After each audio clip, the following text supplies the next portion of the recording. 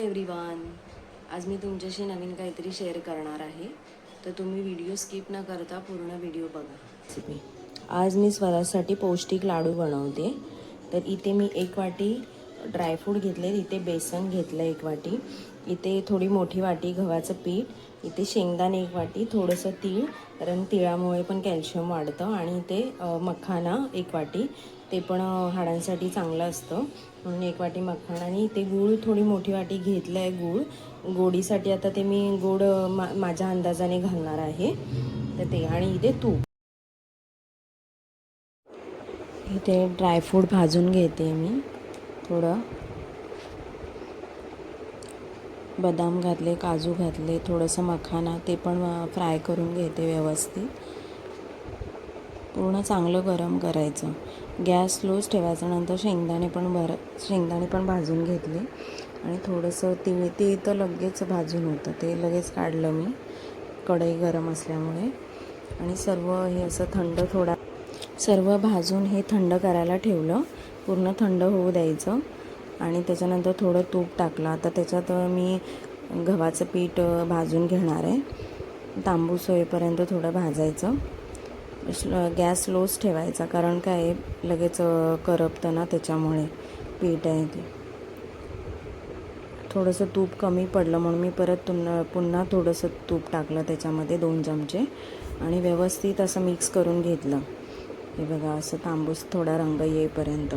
नंतर मग परत थोडंसं 2 चमचे तूप टाकलं, आणि त्याच्यानंतर बेसन तूप ॲक्च्युली जास्त झालं, आणि तूप जास्त झालं आणि बेसन कमी झालं, त्याच्यामुळे ते थोडंसं पातळ झालं. म्हणून मी काय केलं, जे गव्हाचं पीठ व्यवस्थित भाजलं होतं ते ह्याच्यामध्ये मिक्स केलं, आणि पूर्ण व्यवस्थित मिक्स करून घेतलं व्यवस्थित.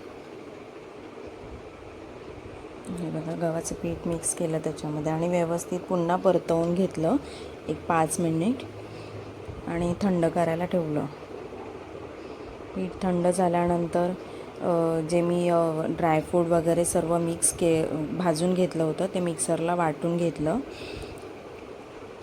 मिक्सरला वाटल्यानंतर मग थोडंसं पीठ ते थंड झालं, मग त्याच्यामध्ये मिक्स केलं मी जे ड्रायफ्रूटची पावडर होती ती मिक्स केली, आणि गूळ पण त्याच्यामध्ये पहिला थोडा थोडा घातला, कारण की लगेच पटकन घातलं तर अंदाज समजणार नाही, म्हणून मी थोडा थोडा घातला. आणि नंतर हे बघा, लाडू वाळायला घेतले मी. असे थोडेसेच झाले, जास्त नाही, कारण थोडंच घेतलं होतं मी करायला म्हणून. आणि मी काय करते, पाक वगैरे नाही करत, कारण पाकाचे लाडू कधी कडक वगैरे होतात, त्याचा अंदाज येत नाही मला, म्हणून त्यासाठी मी असंच गूळ मिक्स करते. मला स्विच बोर्ड कसा क्लीन करायचा ते मी दाखवते. लाईटचा स्विच पहिल्यांदा ऑफ करायचा, आणि दाखवते तुम्हाला ट्रिक एक माझी. इथे बघा, ब्रशला मी कोलगेट लावून घेतला, आणि ते सर्वीकडे असं व्यवस्थित लावते. स्विच बोर्डला पूर्ण लावून घेते आणि घासते थोडंसं, आणि त्याच्यानंतर अगदी पूर्ण ओला चिपचिप नाही करायचा कपडा, थोडासा सुकाच ठेवायचा, आणि असं व्यवस्थित सर्वीकडून पुसून घ्यायचं. बघा कसं क्लीन व्यवस्थित झालं आहे. अशीच क्लीन करत होते, मला माहिती होतं म्हणून मला वाटलं की तुमच्याशी शेअर करावं, म्हणून मी हे केलं आहे. इथे बघा कसं क्लीन छान झालं आहे व्यवस्थित. इथे या जेवायला. काय झालं? भूक लागली आहे? काय पाहिजे? ठीक आहे, पप्पांना विचार. पप्पा पप्पा पण खाणार असतील तर मग बनवेन, नाही तर मग तसाच राहतो ना.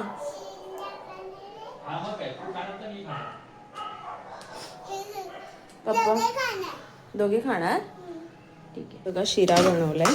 स्वराजचे पप्पा ऑफिसमधून आले तर त्यांना भूक लागली थोडी, आणि स्वराजला पण.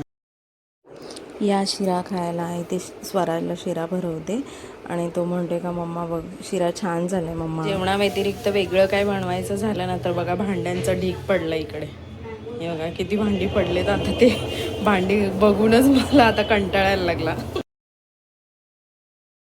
आमचा चहा वगैरे झाला, भांडी वगैरे सर्व घासून झाली, आणि संध्याकाळी गॅलरीमध्ये आम्ही बसलेलो.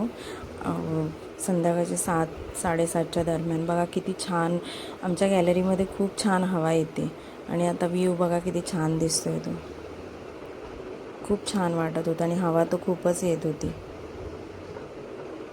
त्याच्यानंतर मग मी सर्व कामं आवरलीत, कपडे वगैरे घडी घालून ठेवली आणि झाली. व्हिडिओचा आता एंड करते मी. चला तर मग भेटू नेक्स्ट ब्लॉगमध्ये. आजचा व्हिडिओ आवडला असेल तर लाईक, शेअर अँड सबस्क्राईब करायला विसरू नका. बाय.